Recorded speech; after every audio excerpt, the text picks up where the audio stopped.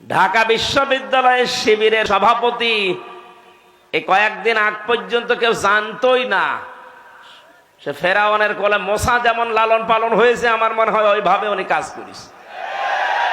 তারে তো এদেশের প্রতিটি জনগণের অন্তত সংবর্ধনা দেওয়ার দরকার ছিল এই কৌশল অবলম্বন করার কারণে। আর না, অনেক মুনাফিক, অনেক জালেম এখন উল্টা পাল্টা ফতোয়া দিচ্ছে। কেন? এতদিন তার পরিচয় গোপন ছিল, এতদিন মাথায় তুলে নাচিয়েছেন, এখন পরিচয়টা দেওয়ার পরে আপনার কি সমস্যা? কি আমি চাই এদেশে ছাত্র দল যেমন প্রতিষ্ঠিত হোক, আমি চাই এদেশে চরমনার আন্দোলনের যারা ছাত্র আছে, ইসলামী শাসনতন্ত্র আন্দোলনের ছাত্র যারা, তারা প্রতিষ্ঠিত হোক। আমি ওইভাবে, আমার মন উদার, এজন্য চাই ইসলামী ছাত্র শিবির এদেশে ওইভাবে প্রতিষ্ঠিত হোক। আমার তো ছেলে নেই, আমার মেয়ে আছে। আমি চাই আমার মেয়েদেরকে মানুষের মতো মানুষ করার জন্য একটা সংগঠনের দেশে আমার মন মতো আছে, আমি ধাসে ধাসে পরীক্ষিত, সেটা ইসলামী ছাত্রী সংস্থা। আমি আপনাকে গ্যারান্টি দিচ্ছি, যদি শেষ বয়সে বৃদ্ধাশ্রমে যেতে না চান, যদি নিজের ছেলে নিজের মেয়েকে নেশাগ্রস্ত অবস্থায় দেখতে না চান, ইসলামী ছাত্রী সংস্থা, ইসলামী ছাত্র শিবিরে নির্দ্বিধায় দিয়ে দেন, আমি গ্যারান্টি দিচ্ছি এই দুইটা কাজ জীবনে পাবেন না। একমাত্র ছাত্র সংস্থা বাংলাদেশে একটাই, অন্যগুলো আছে ইসলামী যারা আছে, কিন্তু এটা আমি পরীক্ষিত, এদের ভেতরে কোনো নেশাখোর নেই। আপনি আল্লাহর ওলি দেখার জন্য সেই বরিশাল চলে যান, আল্লাহর ওলি দেখার জন্য চলে যাচ্ছেন সেই চট্টগ্রামে, সিলেটে। কিসের আল্লাহর ওলি? আল্লাহর ওলি আপনার বাড়ির পাশে ওই ছেলেটা যে যুবক মানুষ 5 ওয়াক্ত নামাজ পড়ে আর তাহাজ্জুদ আদায় করছে। এটার ট্রেনিং দেওয়ার জন্য ইসলামী ছাত্র শিবির, ইসলামী ছাত্রী সংস্থা, এটা আল্লাহর নিয়ামত।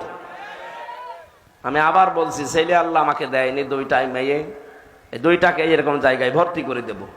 আমার জীবনের কোনো চিন্তা থাকবে না যে তাদের নিয়ে, কারণ ওইভাবেই তারা ধাসে ধাসে গড়ে তুলবে। 5 ওয়াক্ত নামাজ পড়লে রিপোর্ট লেখা লাগে যে আমি 5 ওয়াক্ত নামাজ পড়েছি। আমি পরীক্ষিত এই কারণে বলছি, কয়েকদিন আগে আমার একটা শপথ ছিল, কিন্তু হয়নি। 120টার উপরে আমার প্রশ্ন দিয়েছিল পারিবারিক জীবন সম্পর্কে, 20টার উপরে। আমি সারা দেশে কোরআনের ওয়াজ করে বেড়াই, অথচ আমি এ পরীক্ষায় পাশ করতে পারলাম না, আমার সিরিয়াল আবার পেছিয়ে দিয়েছে। তাহলে যারা পাশ করেছে ওরা যদি সত্যি পাশ করে থাকে, তারা কোন ধাঁচের মানুষ আপনি টের পাচ্ছেন না? নবীজি যা করেছিলেন, আমার মনে হচ্ছে 1500 বছর পরে তাই করছে এই মানুষগুলো। এমনি এমনি আল্লাহ একেবারে সহজে বিজয় দিয়ে দিল। এর ভেতরে কত ঘাম, কত রক্ত, কত কৌশল, কত বুদ্ধি আপনি টের পাচ্ছেন? 15.5 বছর বহু চেষ্টা হয়েছে, কিচ্ছু হয়নি। জালেম আরো তার বৃদ্ধি বাড়িয়েছে। কথা বলেন। বিশ্ব নবী জানালেন, তোমরা পায়খানা কম বানাবা আর চুলা বেশি বানাবা। ওই সময় আবু জেহেল তো আগেই মারা গেছে বদরে। মক্কা বিজয়ের সময় বেঁচে ছিল, কাফেরদের যে নেতৃত্বে ছিল এই লোকটার নাম আবু সুফিয়ান। খুব কৌশল বস্তু।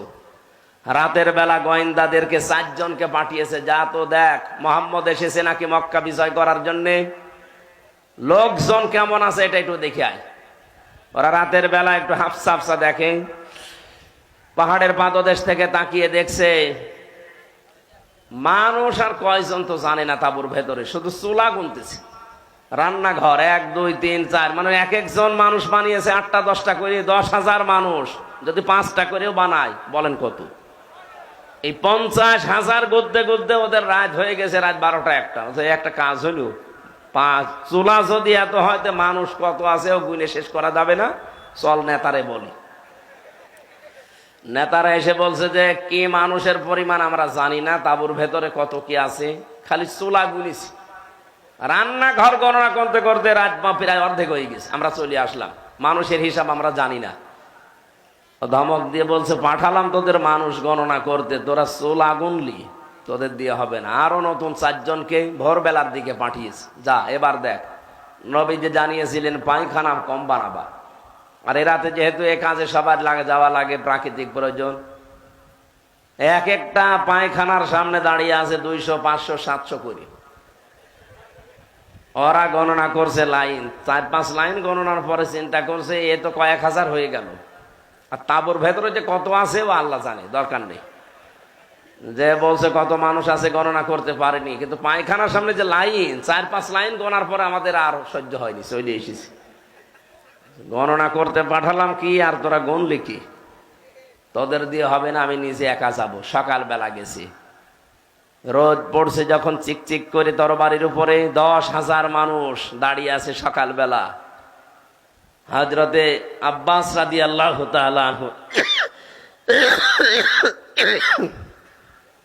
আসছিলেন এই দৃশ্য দেখার জন্য। পাহাড়ের পাদদেশে দাঁড়িয়ে আবু সুফিয়ান তাকিয়ে দৃশ্য দেখে হযরত আব্বাসকে দেখতে পেলেন। বললেন, আব্বাস, মনে হচ্ছে তোমার ভাইয়ের ছেলে ভাতিজা আজ বিশাল বাদশা হয়ে গেছে। তার মশান কি 10,000 তরবারি নিয়ে একা একা গিয়েছিল, অথচ আজকে এসেছে 10,000 মানুষ নিয়ে। হযরত আব্বাস ওই দিন বলেছিলেন, আবু সুফিয়ান, তোমার চোখ তোমাকে ধোকা দিচ্ছে, ভালো করে চোখ মলন করে আবার একটু তাকিয়ে দেখো, এর নাম বাদশাহী না, এর নাম নবুয়ত। নবুয়তের শান আছে, এই জন্য তুমি এখনো দাঁড়িয়ে আছো। নবুয়ত যদি না হতো তাহলে তোমার মতো কাফের এই জায়গায় কল্লা নিয়ে বডির উপরে দাঁড়িয়ে থাকতে পারতে না। আগস্টের 5-এর পরে যারা ইসলাম বোঝেন না তারা কিন্তু উল্টাপাল্টা শুরু করেছিলেন, কিন্তু সত্যি যারা ইসলাম বোঝে, 152 জনের ভেতরে 108 জন যারা, তাকান তো, তারাও ঠিক এইটাই কায়েম করেছে।